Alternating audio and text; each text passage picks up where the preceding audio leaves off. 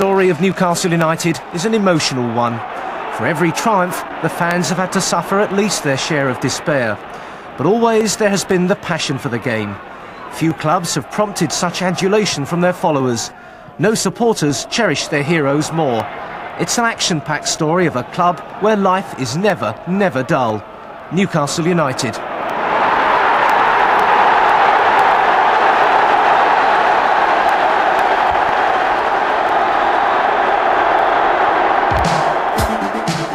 The trophy cabinet at St James Park proudly displays just some of the souvenirs from nearly a century of professional football on Tyneside.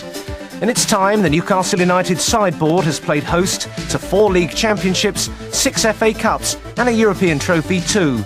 But the silverware can only tell part of a soccer story that began back in the 1890s.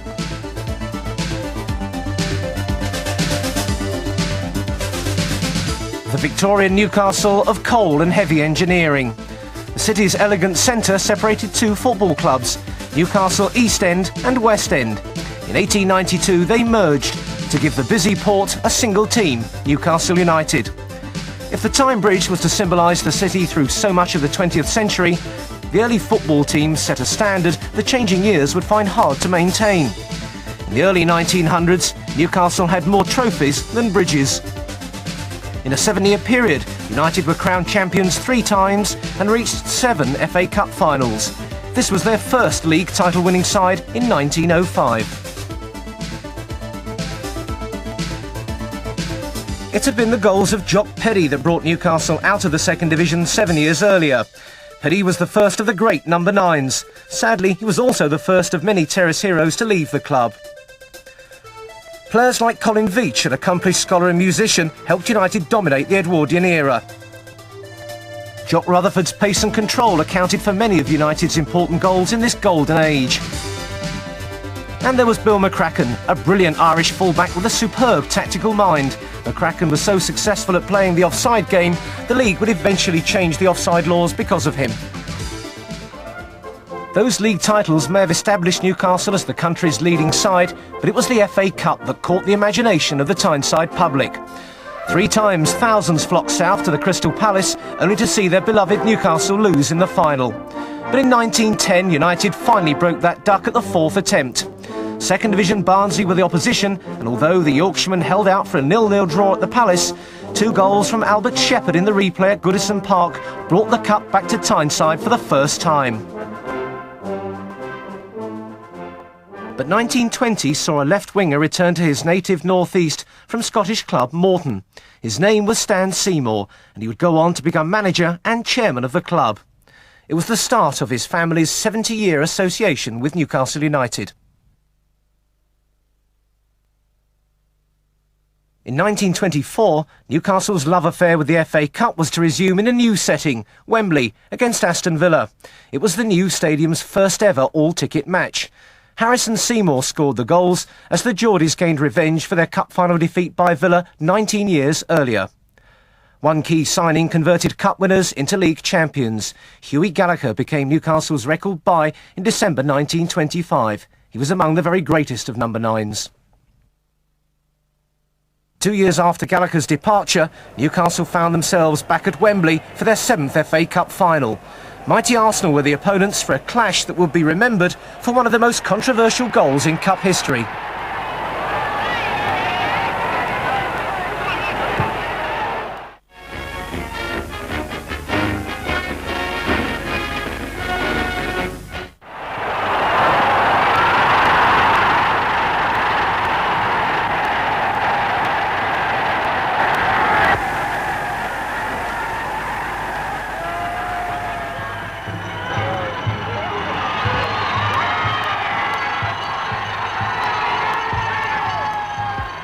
But within 2 years, the celebrations turned to mourning as United were relegated for the first time. If only Andy Cunningham had been the last manager to take them down. During a gloomy 14-year absence from the top flight, Albert Stubbins, a native Geordie brought up in the United States, continued the tradition of charismatic number 9s. Sadly, his best years were lost to the war, but Stubbins hit 231 goals in 187 wartime games. Len Shackleton will forever be remembered for his exploits with deadly rival Sunderland. But the clown prince of soccer was the darling of the Gallagher from the day of his debut when Shack scored 6 times in United's 13-0 hammering of Newport. Stan Seymour was now rebuilding. Gritty Scottish centre-half Frank Brennan was bought to partner Yorkshireman Joe Harvey, signed from Bradford City just after the war. And a young centre-forward from Ashington was making his name in those second division days. John Edward Thompson Milburn was to be known all over the football world, quite simply, as War Jackie. His 20 goals for George Martin's team helped win promotion behind Birmingham City. Newcastle averaged nearly 57,000 for their home games in that promotion season of 1948, making them the best supported club in the land in spite of their second division status.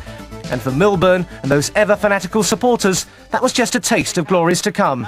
1951 saw Newcastle return to Wembley after a 19-year absence to take on the artists from Blackpool. The great Stanley Matthews was the creative force behind that team, but United had assembled a mighty side themselves. More importantly, fate decreed it was to be United and War Jackie's year. Robledo gets possession.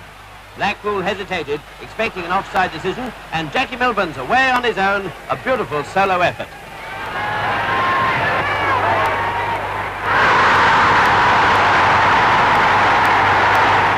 So far, the Royal Party had seen rather disappointing football. Surrounded, back heels to Milburn, who beat Farm from about 25 yards. Things look black indeed for the pool. And now for the presentation of the cup. 12 months later, Newcastle were back again. The opposition and outcome had a familiar ring. 20 years earlier, it had taken a hotly disputed goal for Newcastle to beat Arsenal. In 1952, Joe Harvey's team needed another stroke of luck to lift the cup. The Tynesiders now started foraging for goals. Jackie Milburn led the attack, but Joe Mercer, number 6, was always on the spot. So soon afterwards, he sent it to George Robledo, who headed the goal of the match.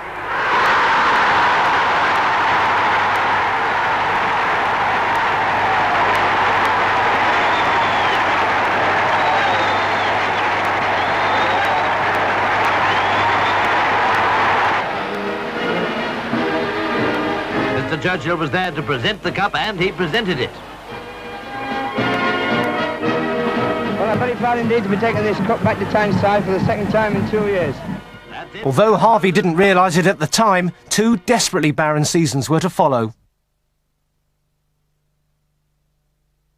By the 54-55 season, the United lineup had been given a new lease of life.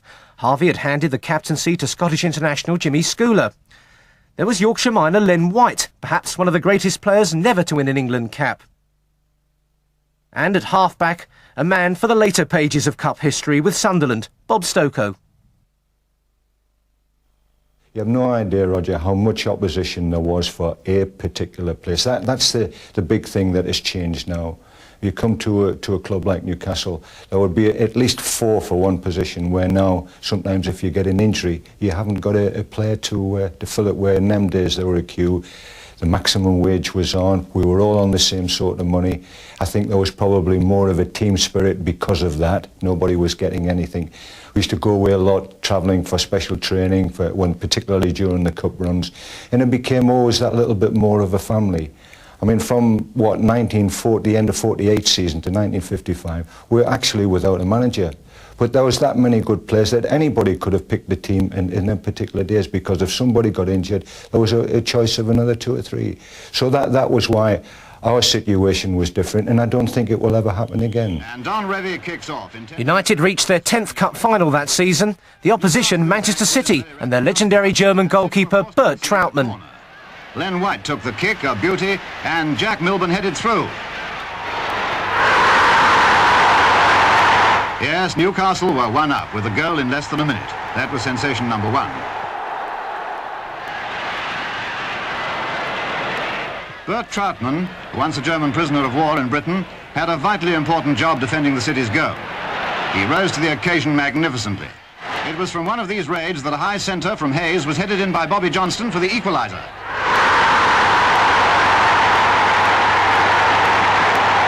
Because Newcastle were soon right on top. In less than 10 minutes, Bobby Mitchell took a very nice pass and beat Trautmann from a sharp angle. The unlucky Meadows was watching. watching it again, and all the time they looked like going further ahead. Mitchell played a big part in Newcastle's third goal, driving down the wing and making a perfect opening. George Hannah did the rest.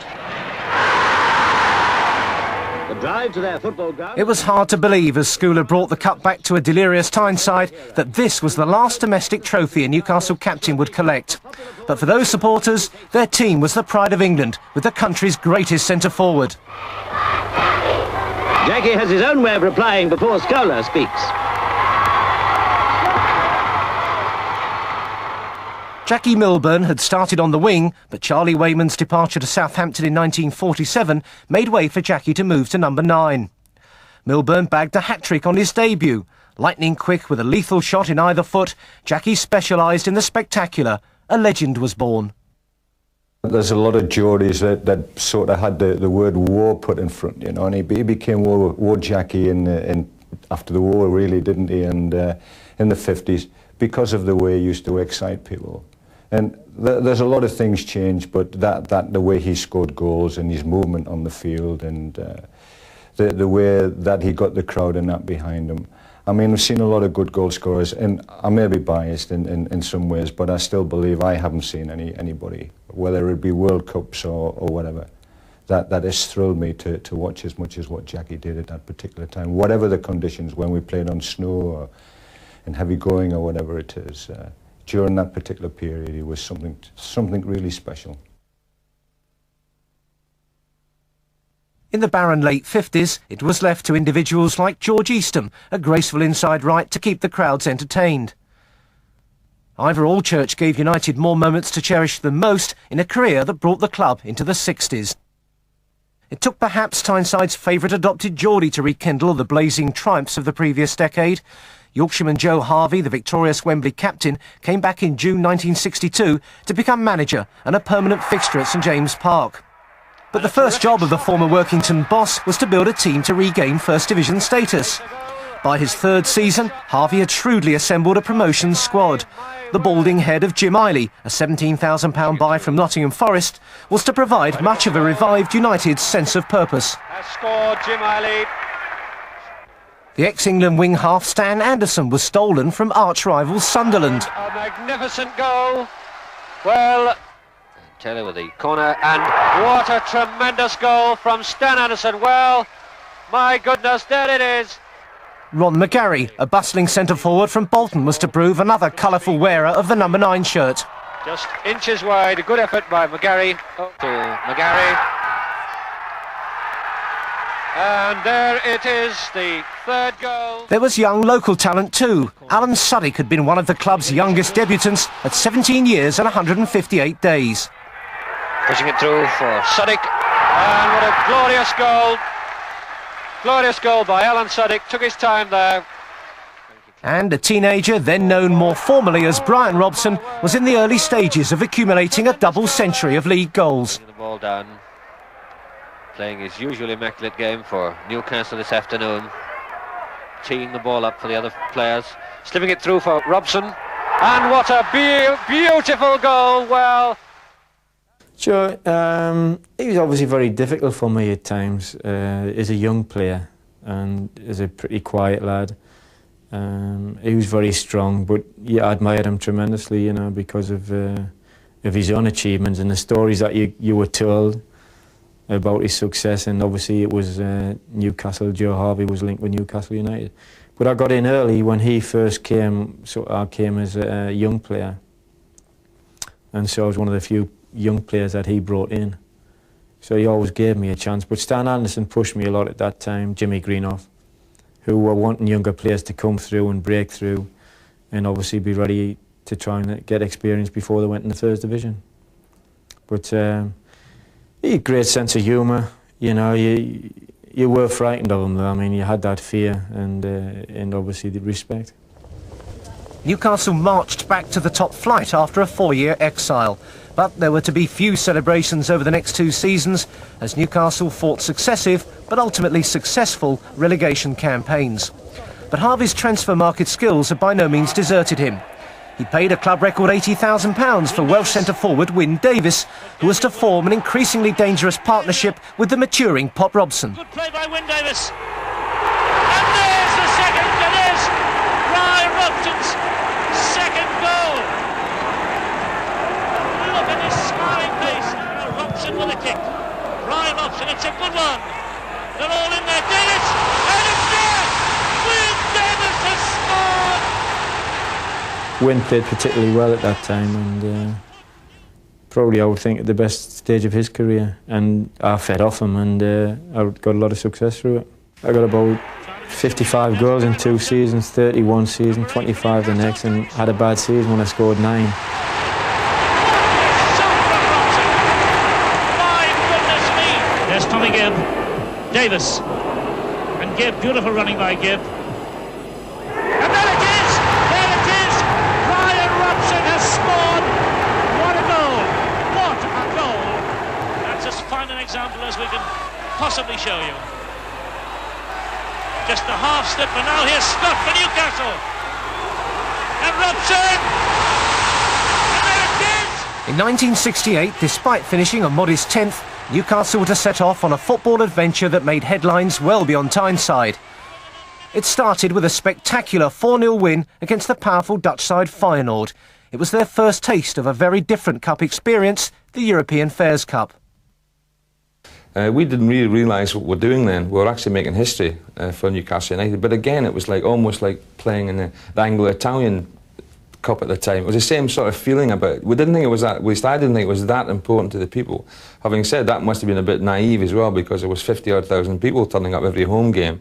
And I remember the first game against Feyenoord, I think it was the Geordie's way of saying, right, we're now going at the big time, we're going to support you to the hilt, which of course they did, because I don't think there's ever been a team who got into Europe, got such an immediate reaction from the fans as we did at Newcastle. Those fans positively revelled in the novelty of continental football. They travelled to Rotterdam for the second leg, confident they could sit back and enjoy the scenery. But United were about to undergo their first lesson in the European game. They needed that 4-goal cushion as the Dutch showed their true worth. Newcastle were pleased to escape with a 2-goal defeat, but the bandwagon was rolling, and as their own chairman said, Newcastle were daft enough to go and win it. Sporting Lisbon were disposed of by a single goal at St James after a 1-1 draw in Portugal. The goals flowed in the third round against the Spaniards from Real Zaragoza. It proved to be the 2 United scored in the first leg that were crucial. A 2-1 win at St James meant 8 were shared, but the away goals rule saw the Magpies fly on.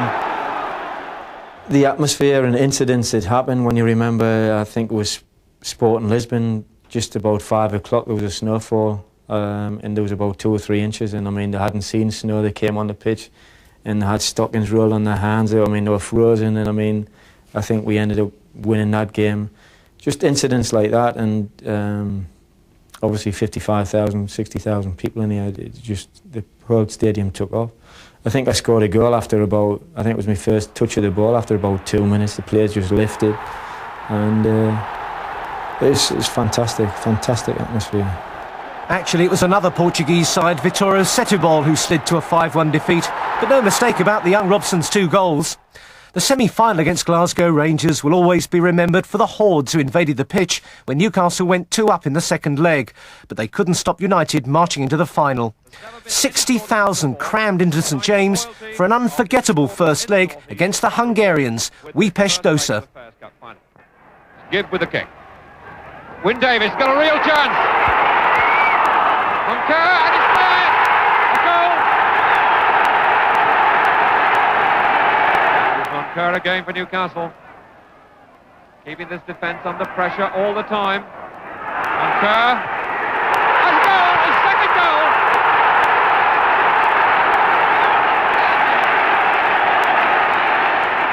Aaron Toft. Scott still going. It's a goal and a good one. Jim Scott, the scorer. And we go over there and we're playing. It was nice. It was a balmy night, and just to warm up, which you had to do, you had to go out and warm up for 15 minutes. Then you're allowed to come back in, and you all went out together again. Well, we had warmed up first. Joe had been watching the opposition warm up, and he came in the middle of the dressing room just before. He says, "Hey, these lads don't have to look red hot." What? He says, "They're knocking 50, 60-yard passes straight to feet." He says, "And they're sharp, very, very sharp. We've got a problem here." And we were sat there 3-0 up. That was Joe. We went out, and sure enough, as the story goes, we got well hammered in the first half, and it could have been 4 or 5-0 at half time. Anyway, when we come in, eventually we get in at half time, and Joe's not to be seen because he's had to make his way from the box, or at least the stand. Eventually comes in, by which time we are sat in the dressing room, and I'll never forget the sweat was just dripping on the floor. Our heads were bowed. It was then, we were still leading, what, 3-2, wasn't it? And Joe came in, eventually, smoking his cigarette, charges through the door, and we were all sat heads down, and I said to Frank Clark, if ever we needed a bit of help from the gaffer, now is the hour. Joe came in, his first words, what's the matter? Well, what's that effect? And there was silence, and I said, well, Gaffer, I don't know if you noticed, but for the first half we've been destroyed. It could have been 6 apart from Willie McFall from the blinder, and the crossbar and the post, it could have been 6. He says, no problem. He says, all you got to do is score a goal. Again, silence, and again I spoke up and I said, you have been watching the game, haven't you? We haven't been over the halfway line. And he said, never mind all that, he says, all you got to do is go out and score a goal. Well, as history would have it, we go out and we score, and he says, because these foreigners, they'll collapse like a pack of cards. He said, they're all the same, foreigners, got no gumption. Sure enough, we go out and score, and of course, what happens? They do collapse like a pack of cards. We eventually get in after winning the cup, quite easily as it turned out. And we get in, and Joe's missing again. The time we've got the cup in the dressing room, Joe makes his way back down, walks in with a big cigarette again. He says, I told you, no problem. And so in this opening minute of the second half, Bobby Monker has gone onto the line. There's the cross. Davis is there, and it's blocked away. Comes back to Sinter, and again. Monker, and Monker scored! That's Monker again! Fantastic! Rather slippery, I would say. Come out to Scott. Scott with a chance. Scott with a shot. Ben Aronsoft, it's a goal! A lovely goal! Newcastle have equalised! What a great shot by Ben Aronsoft! Davis winning that one in the air, and Foggon going through the centre. Foggon all by himself, Foggon almost taken down, and Foggon has hit the crossbar, he scored! That 3-2 win in Eastern Europe prompted another hero's return to Tyneside. It was the club's first trophy in 13 years. How perfectly right United had won it on Joe Harvey's 50th birthday. The silverware was back in their old skipper's familiar grasp. Wish we were in the First Division so we could go in Europe again. This sets this crowd alight. Europe really did.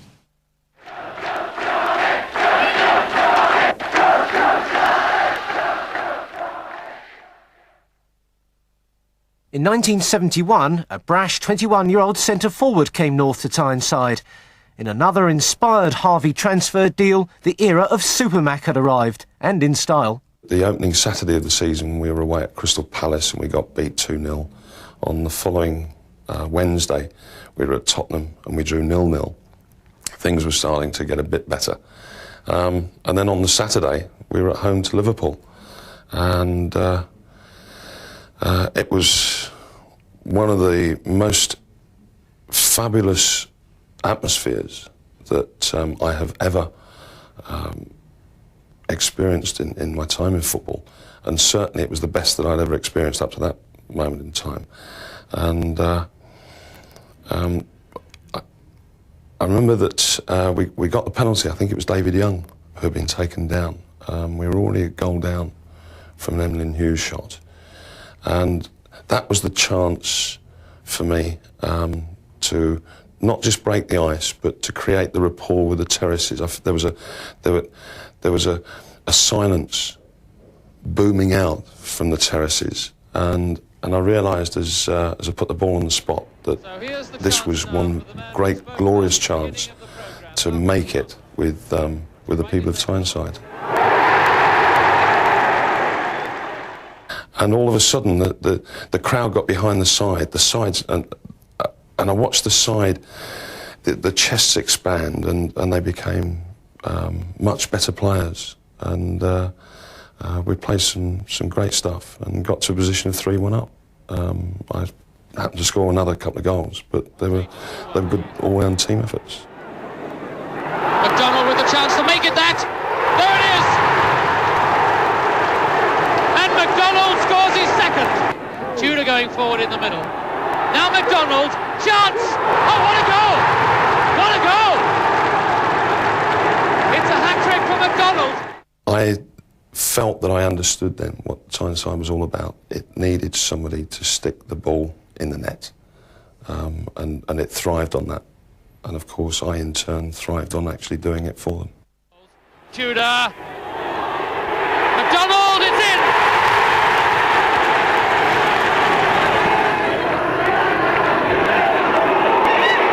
Howard missing that chance, couldn't quite get to it.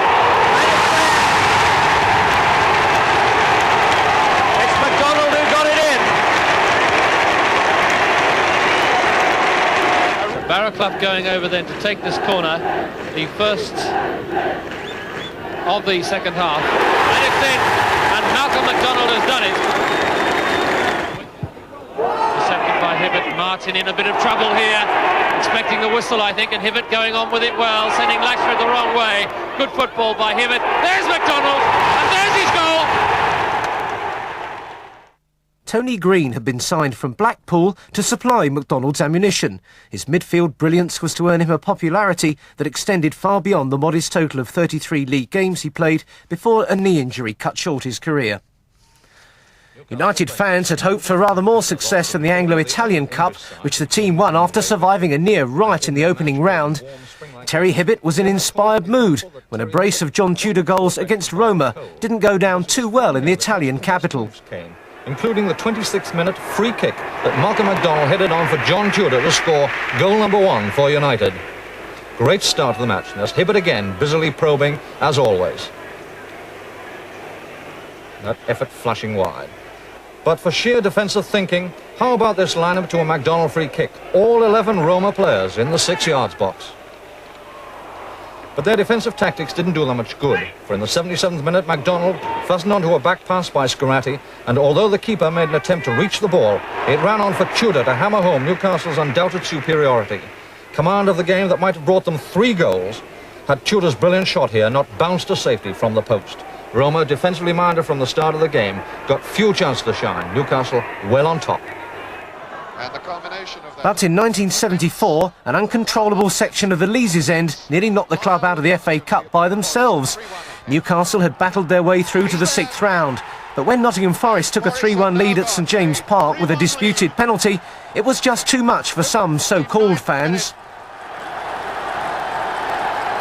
And the crowd up behind there are Forest supporters, erupting. And now here come the fans. This is what they wanted to do all the time. Newcastle fans rioting out onto the pitch, a terribly dangerous moment for the players themselves now. As they charge down the field, these Newcastle supporters to where the Forest supporters are behind the other goal. When the crowd was cleared, Newcastle turned the game around to win 4-3, but the FA declared the result void. Yet after 2 more games, Harvey's team finally overcame Forest and earned a Hillsborough semi-final against Burnley. It was to be one of the classic days in the club's history. All the players off the field. Burnley in the first half absolutely murdered us, and we were penned inside of our own area and found it very difficult to get out. And the second half started off quite similarly to the first.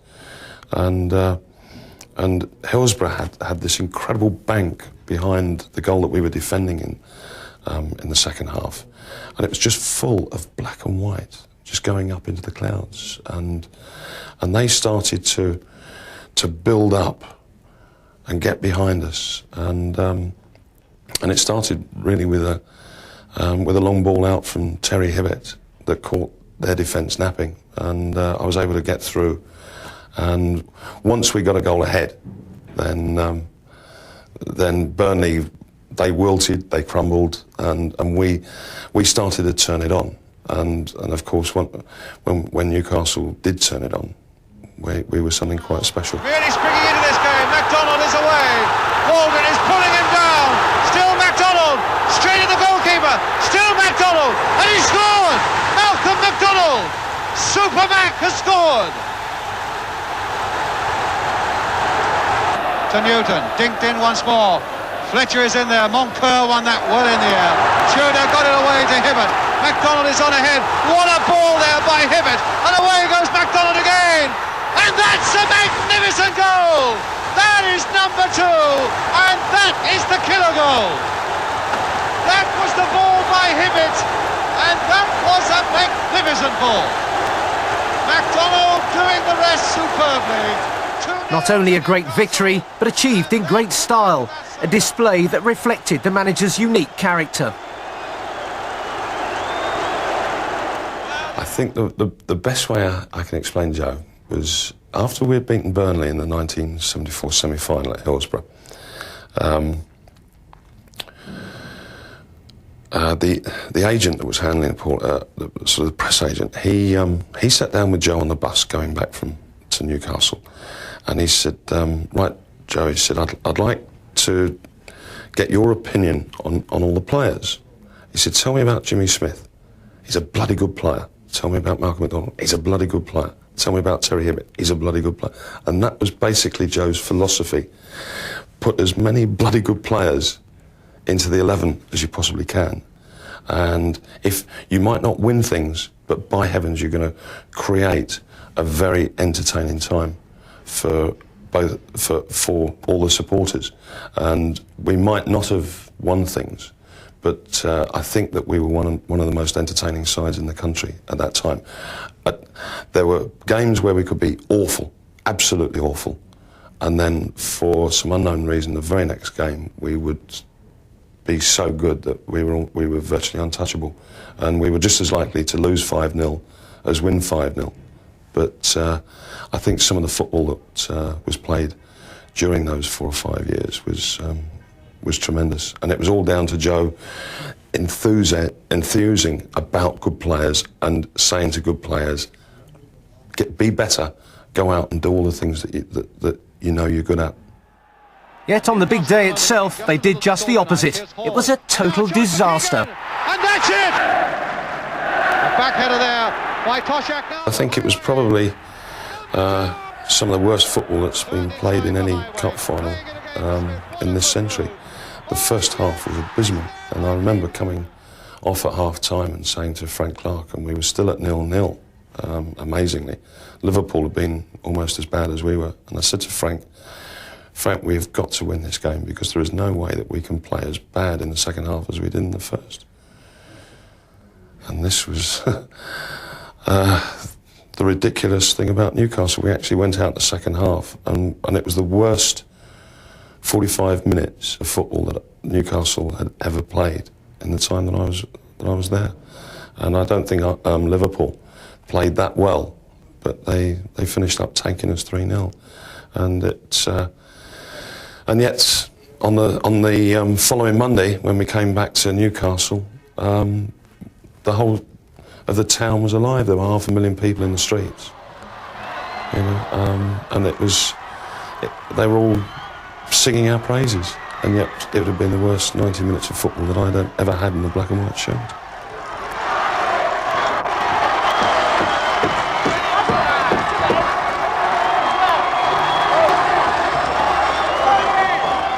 The fluctuations of that Wembley campaign were mirrored the following season.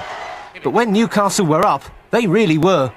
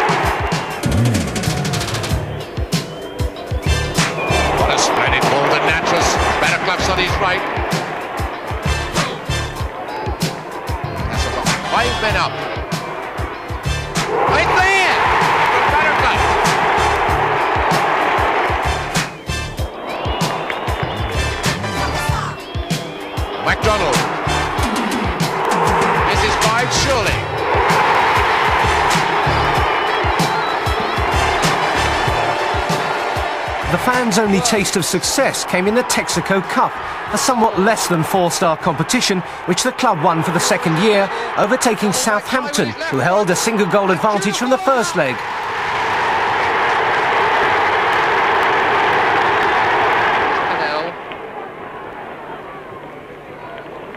by Blythe, but more upwards than forwards.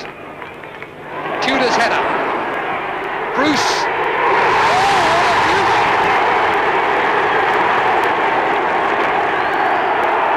Burns. Always a possibility that Newcastle will be able to catch Southampton stretched in these situations. Tudor. Pulled across and Cannell! The real prizes, though, were still at arm's length, but there was always the consolation of the striking power of MacDonald and John Tudor. It's there! Tudor! And it is the man who started the goal rush to take it. And it's a goal! Tudor has scored. And Kennedy. MacDonald. It's there.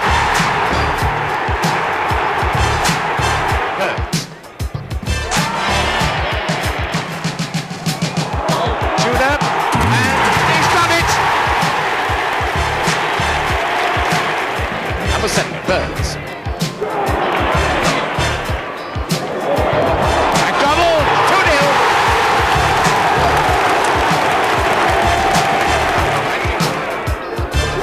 There's MacDonald, Smith, Tudor scored. At the end of the 1975 season, Joe Harvey finally called it a day after 13 years in charge. If Harvey was one of United's best-loved managers, his successor was surely one of its most controversial. Tudor, once again, showing himself the supreme. And I believe that as the manager, I have a duty to give them sweat, to give them blood, and to be quite honest, I would die for the club that I work for. And the very least I expect from all the players is the same. And that I expect all the players, whether they be whatever club I work for, to give everything the same. And that only the players that will give 100% will satisfy me, you know, and if they give 99%, then they will find me a hard man. Gordon Lee may have won promotions with Port Vale and Blackburn, but by Tyneside standards, he was too much of an unknown.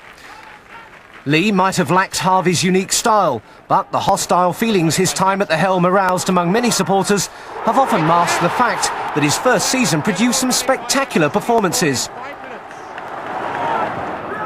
Players being beaten by the wind so often. Ball was blown away from them. Now Kennedy. And somebody surely, yes, Gowling. Once again, Cassidy with the throw. Gowling, it's a goal! What a lovely goal and another great start. MacDonald joining the ball. No, not MacDonald, Cassidy. And it's the third goal, fourth goal. And that a beautiful header by Nolte, moving in, we think, quickly taken by Burns to MacDonald.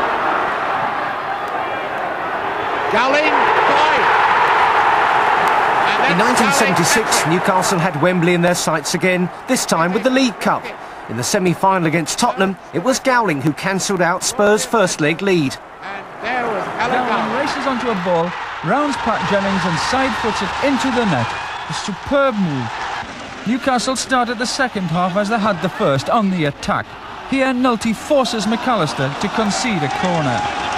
And from the flag kick, Glenn Keeley jumps high and heads Newcastle into the lead for the first time on aggregate. This is the third goal, slack marking by Spurs as Cassidy slots the ball through superbly to Nolte, who's plenty of time to score. There was to be no Wembley humiliation this time, but no silverware either. A far better performance than against Liverpool, despite key injuries. But Manchester City still had the edge. Yes, it's there by Peter Barnes. Played now for MacDonald, onto the right foot. Gowling is there. Got Barnes outside him. Donaghy prepared, though, to float it in towards Tommy Booth. Oh, and what a goal! An honourable defeat, and yet another tumultuous welcome home. The fans were still in a league of their own. The new manager had given them their share of entertainment. But before the new season started, Gordon Lee made the one decision for which he'll never be forgiven. It was seen as the ultimate treachery. He sold Supermac.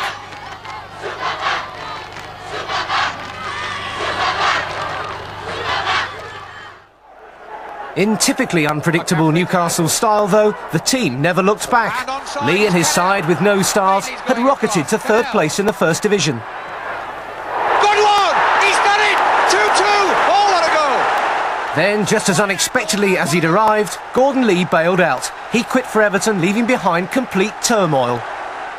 There were a lot of people that may dislike me. And I think perhaps the people that do dislike me are the people that, if I say things which I believe to be right, then it might hurt people.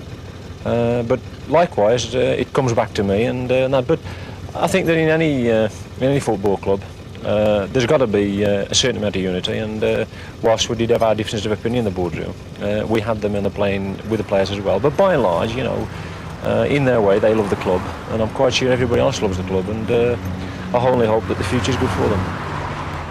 It was the players themselves who took the lead in who should succeed Lee. Local lads who've probably been at Newcastle United the longest. We're a little bit upset. They threatened a walkout unless the job went to a former school teacher and coach, Richard Dinnis. Player power eventually ruled after a sorry episode that did nobody's image any credit. But the team carried on Lee's work as Dinnis took Newcastle to 5th in the league and back into Europe with the UEFA Cup.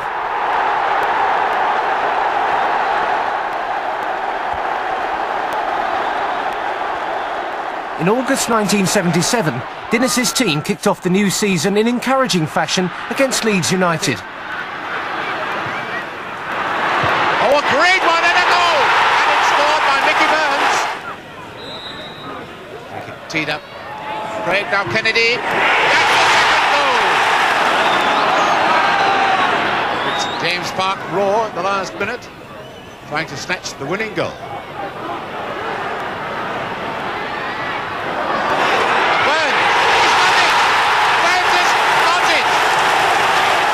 But that victory was followed by 10 successive defeats. And when the European bubble burst, Richard Dinnis too was on his way out. The board made sure the players would be put firmly in their place this time. They sent for a hard man in Bill McGarry, a former Wolves manager with an uncompromising reputation. It was hardly a choice to capture the disenchanted fans' imagination. But even McGarry's tough line could do nothing about United's headlong plummet back into the second division. It was even a season that marked the passing of the Lees' end, the favourite haunt of generations of diehards. Morale was rock bottom. The ball pushed out. McGarry's rebuilding process saw him bulldoze his way through the existing squad and relay a completely new foundation. By far his most successful deal saw Peter Withe move north from Nottingham Forest for £200,000. It was a number 9 signing any United manager could boast about, as the extrovert, wholehearted Scouser proved a real crowd pleaser. That was a clever one. Hooping it away. Oh, and now a chance for Withe. He scored it. Chance for the shot perhaps. Withe! Resumes now with Hibbett. Withe, and that's a goal from Peter Withe. This is Peter Withe. There's a chance here if he can get his shot in. And that's number 4. And Peter Withe puts the lid on it for Newcastle. Not all McGarry's signings were so successful, but equally popular was Alan Shoulder, signed from Northern League Cup fighters Blythe Spartans. A former pit worker, he soon hit a rich seam of form, digging out the chances alongside Withe. Newcastle United get the second half underway just as they got the first. Hibbett with the corner. Bohm deep at the back of the box. With... well, that one's going to fall for Hibbett, will it? Yes, he wins that tackle well. Martin still. Yes, Shoulder! Aimed towards Shoulder. Shoulder with a chance to long. Oh, that's superbly done by Alan Shoulder! By McGarry's third season in charge, he looked to have got it right. When they beat Orient in January 1980, they were top of the table and heading towards promotion. It's there! At last, the breakthrough!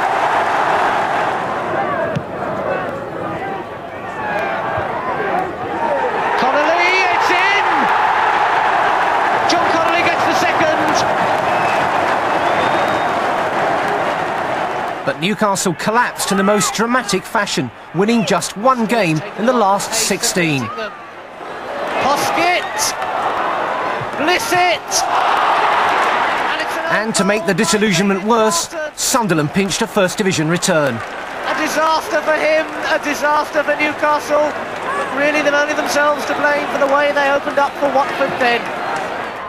McGarry didn't even survive the first month of the new season. When his team crashed 4-0 at Bolton, it created club history. United were in their worst ever league position, bottom of the Second Division. By the end of August, the hard man had been axed himself. While Tyneside debated whether Clough, McMenemy or Robson would be best for the job, the board moved for another man with North East connections. But Chesterfield's Arthur Cox was not the name on every fan's shortlist. He'd been Sunderland's coach when they won the Cup in '73, and he certainly seemed to know the region's taste in signings. He spent more than $200,000 on Mick Harford from Luton, who went on to prove a far more impressive goalscorer than United fans ever really saw.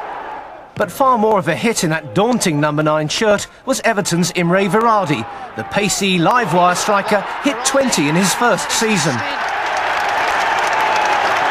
mistake by Bolton, and Varadi was straight in there. The real emerging talent, though, came from the comparative backwater of Towlaw Town. Chris Waddle was a former sausage seasoner who looked an ambling, almost shambling figure. But could he play? Here goes Waddle, he's still got it. Good effort, Waddle again, just wide. Trying to get it back for Newcastle. Martin was there with a little touch. Keegan, Waddle, he scored. That's the goal Chris Waddle wanted on his return to the team.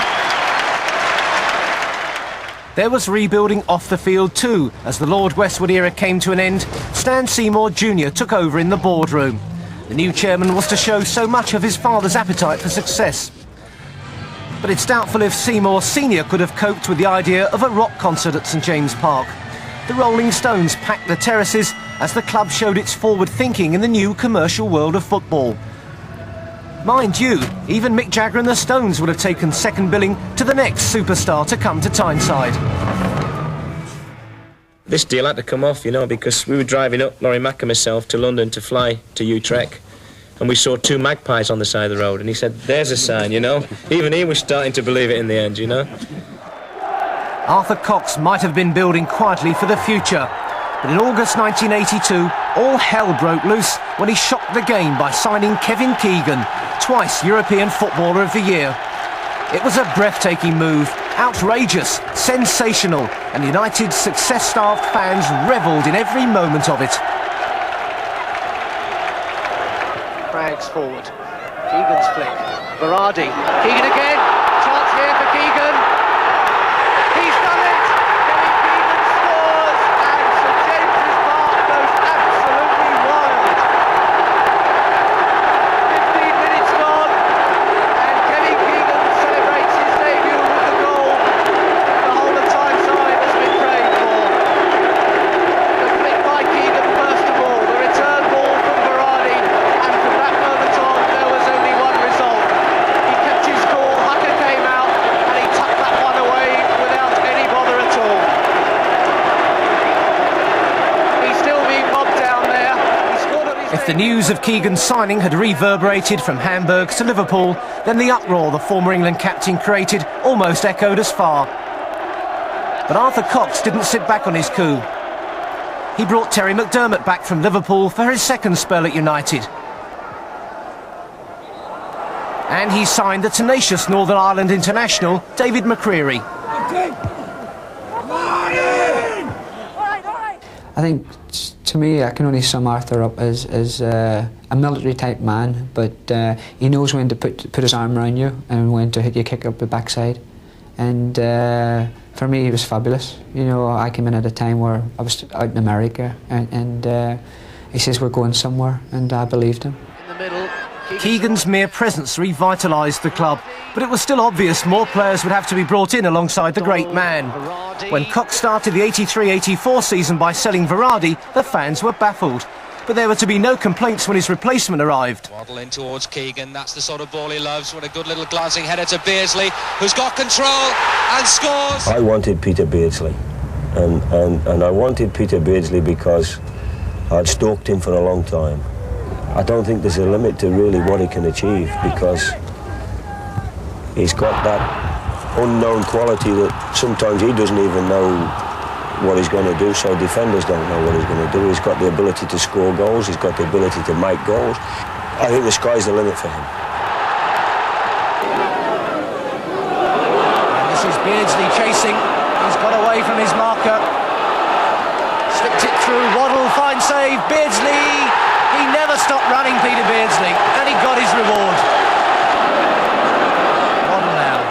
It's a fine ball through for Beardsley. Could this be the hat-trick? What a superb 3 goals from Peter Beardsley.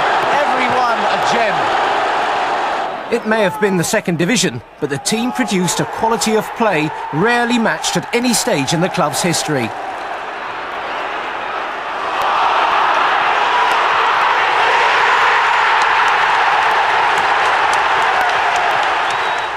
Chris Waddle was just one of the players blossoming under the Cox-Keegan influence. The defence had been bolstered by the arrival from QPR of a stylish sweeper who was to breathe the United cause. Glenn Roeder, you know, I think was the final piece in the jigsaw. I think the first year we ended up, I think, was it 4th or 5th? And then really 84 was the year that everything happened. You know, I can remember the crowd. We were playing Manchester City. We won 5-0 at home. And the games like that, everyone expected you to win week in, week out. And to go out there as a player, you knew that once we were going to score goals, but maybe we could concede a few, but we were definitely going to score goals. It was a great time to be a Newcastle fan, all right. And Keegan scores and makes it look so simple. 1-0. Kick hit deep. Beardsley's made the run and picked it up. Keegan bursting through. Waddle. What a neat move. Finished off so crisply there by Chris Waddle. 2-0. So Alan Shoulder with this penalty. And Carr saved it, and Poskett, and Carr saved it again. A marvellous double save back from Kevin Carr. Well, may the crowd applaud. But now it's Waddle breaking for Newcastle. McDermott, Keegan, this is a good move developing. And McDermott again, Beardsley. Keegan's there, and Keegan has scored. That's quite remarkable. Straight from the penalty save, Keegan's made it 3-0. Waiting for someone to make themselves available. It's Kenny Wharton who's making the overlap. Beardsley, still Beardsley, and Peter Beardsley makes it 4-0 to Newcastle with no problems.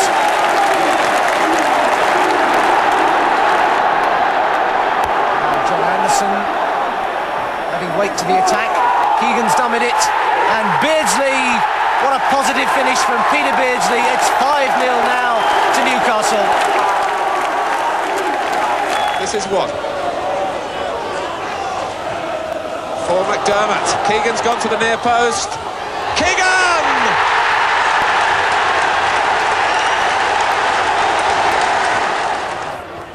Beardsley. Beardsley again.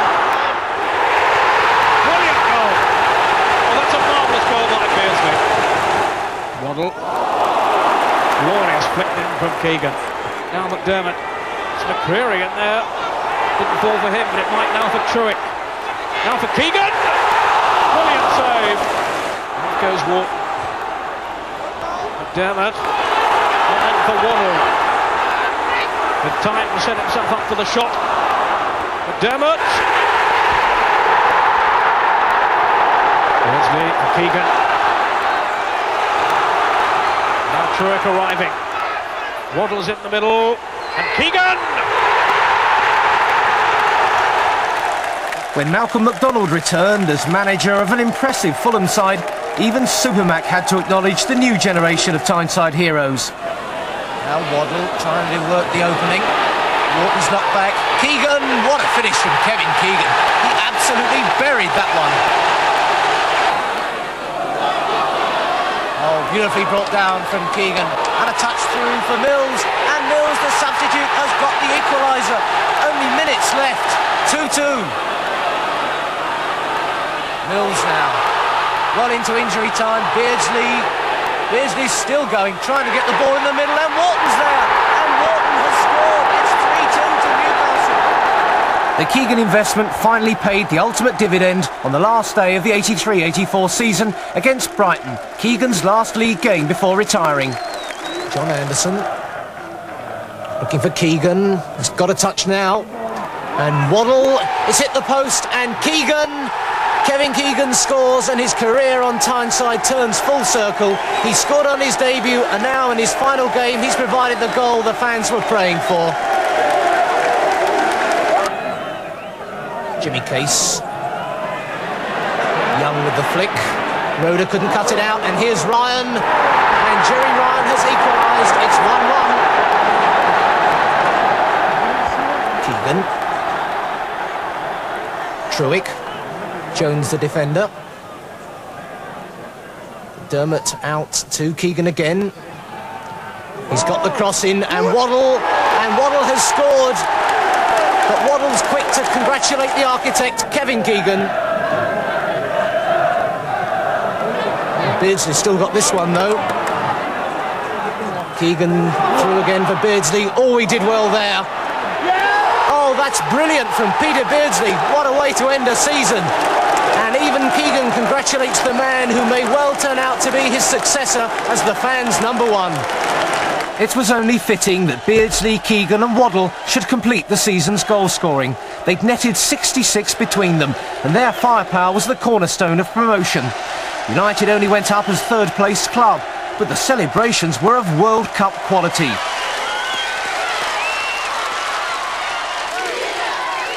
Tyneside decided War Kev needed his own personal leaving party. Only Liverpool would do for such an occasion, as Keegan's career turned back to where the real success had started. 36,000 saw a 2-2 draw, but the effect Special K had on the city of Newcastle upon Tyne seemed to touch everyone. Keegan had been an inspiration, an international quality talent with a fanatic's commitment. A grafting superstar who'd given the fans the glory they'd yearned for. His departure was stage-managed with a touch of Hollywood. The fireworks, a helicopter, a unique Newcastle experience.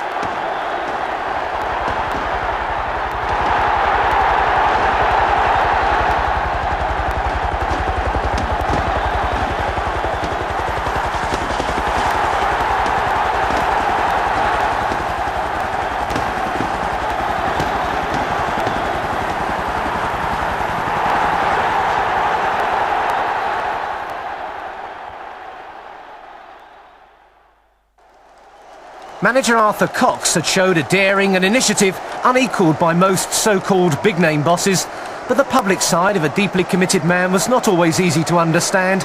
Unbelievably though, within weeks of leading United into the First Division, Cox made a startling announcement. I resigned. I don't like the word quit because I've never quit anything in my life. I resigned on a matter of principle. What was that matter of principle, Arthur? It was stated in the... Well, I felt that the board had not appreciated what had been done and had not acted in a right and proper manner, which was to negotiate the contract, possibly even as quickly as what the first contract was negotiated, which was 5 minutes. This time, United fans got the famous figure they'd so often demanded, and they didn't come much bigger than Jack Charlton, England's World Cup hero and one of the region's most famous sons. A Geordie right down to his boots. He'd been a reliable and successful manager with Middlesbrough and Sheffield Wednesday, though not exactly flamboyant. Big Jack kept Newcastle solid, consolidating well in mid-table, and there was always Beardsley and Waddle to watch.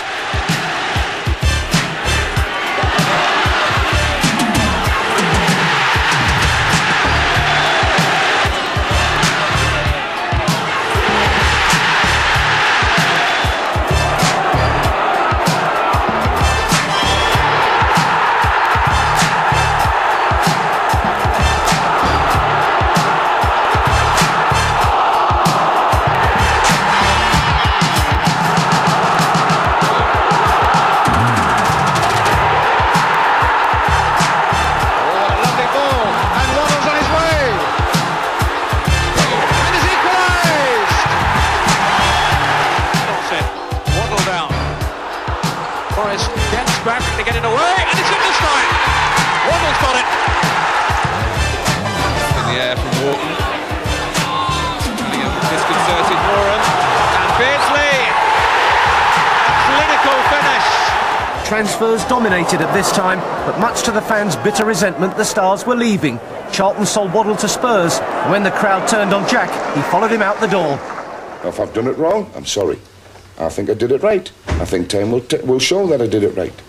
But if you had been doing it right, surely you should have stayed on to prove the way you were doing things was right. Because there's a split. There's a split at Newcastle now, and that split will be there a long time. And if it happened again, I don't need it.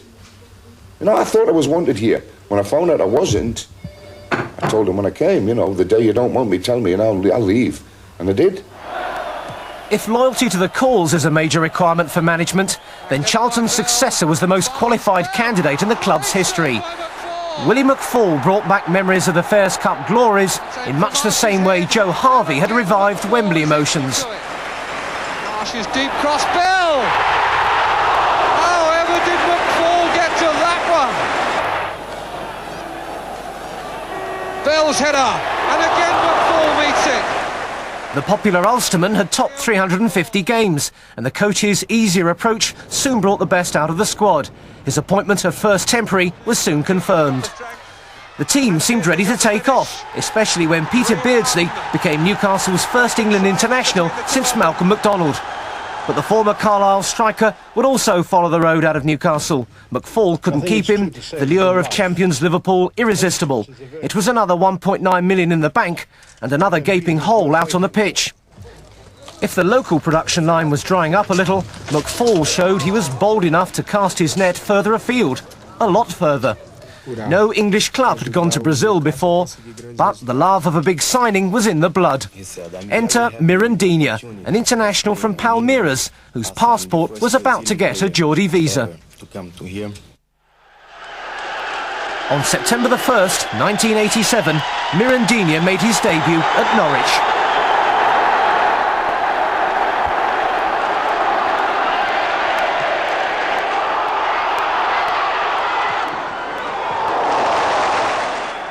It was 3 games before his electric pace turned to goals in the magnificent setting of Old Trafford.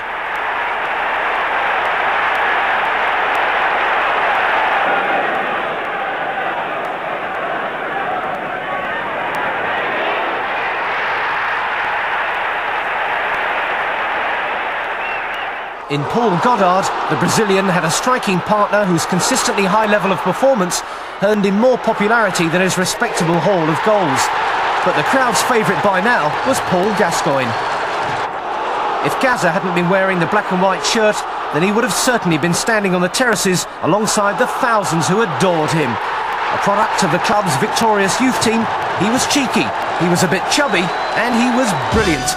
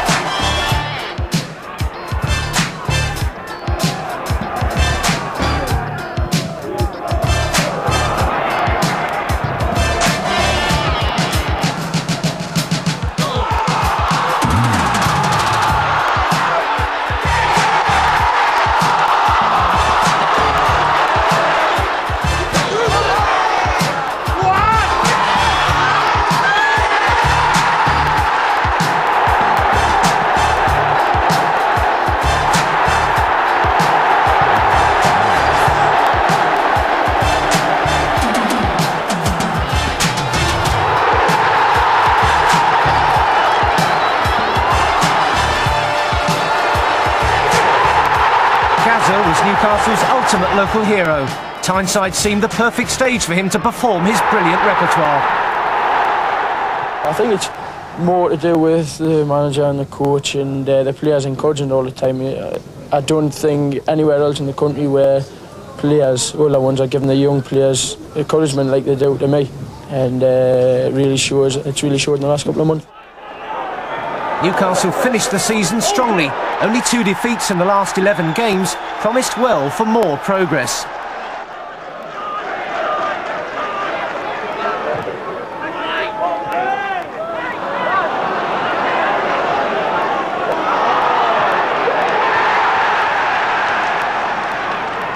But for the 3rd season running, the fans' ambitions were left doubled up by another transfer body blow.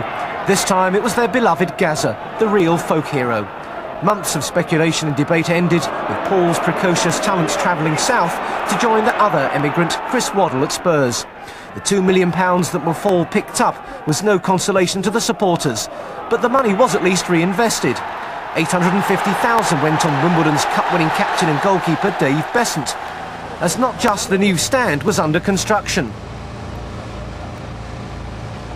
Besant's Plough Lane colleague at centre-half Andy Thorne was to follow for a similar fee. That's better, that's just a little further forward. Another £600,000 went on Bradford City's dangerous forward John Hendry, while Hearts high-scoring striker John Robertson crossed the border to complete a multi-million quartet. Hendry's first goal for the club set United on their way to that much-prized achievement, a win at Liverpool. Mirandinha hit 2 as Middlesbrough were dispatched 3-0. But these were the only 2 wins in the opening 15 games of the 1988-89 season. The body of the team seemed to be rejecting the transplants. It proved the sad end for Willie McFall's 22-year career at St James's Park. The harsh world of football can have little time for sentiment. Newcastle's First Division collapse only fuelled the off-the-field battles which raged alongside the fight for survival. And it is a fact the Magpie Group was formed from a powerful nucleus of wealthy local businessmen. It launched into a prolonged campaign against the board of directors. Their leader, John Hall, the multi-millionaire entrepreneur who had inspired the building of the Metro Centre shopping complex, was on collision course with Gordon McKeague, the new chairman with his own Newcastle family pedigree. It was hardly the background for a relegation battle. Queen's Park Rangers' much-respected leader Jim Smith took the reins after an embarrassingly long search for a new manager. The Bald Eagle had a wheeler-dealer reputation and certainly lived up to it. The changes were almost daily, as Newcastle at one time contrived to trust their fortunes to a Brazilian-Danish striking force. And Mirandinha has scored! A sensational start for Newcastle! 3 minutes gone and Mirandinha does it! Robillard beaten! Brock with the corner kick. It's got in, and it's Pingle! A 2-2 draw against Liverpool gave some hope, but even Smith's wholesale changes couldn't save a catastrophic dive back into Division 2. He's delighted, and they'll love that back in Denmark watching this match. There was an ugly mood around the club. The fans spent the summer being urged to boycott home games. Smith responded with a masterful double signing. Mick Quinn came from Portsmouth and Scottish international Mark McGee returned for his second spell on Tyneside. It looked an impressive pairing in July. On the first football Saturday in August, the fans who were persuaded to stay away missed one of the club's great debuts. Mickey Quinn hit 4 against Leeds.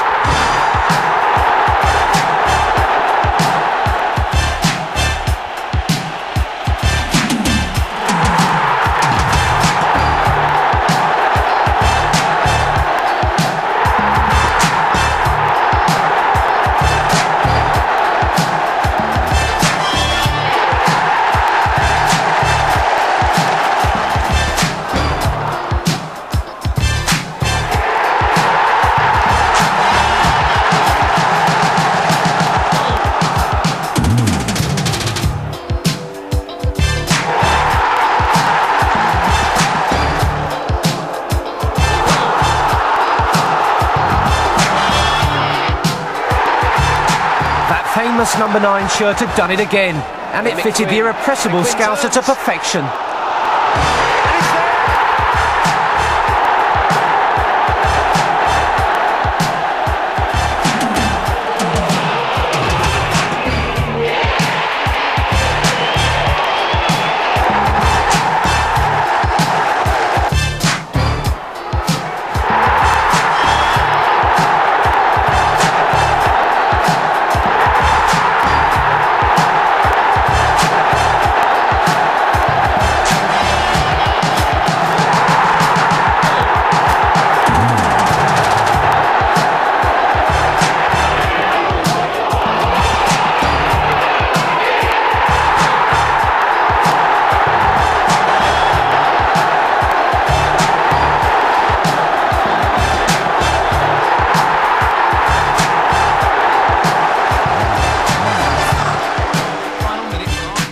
Quinn was only half the double act.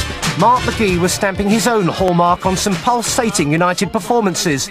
But the Scottish international's real speciality was the spectacular last-minute winner. Past one man, the other defenders just ignored. The perfect finish. Amazing, astonishing, unbelievable, all those and more.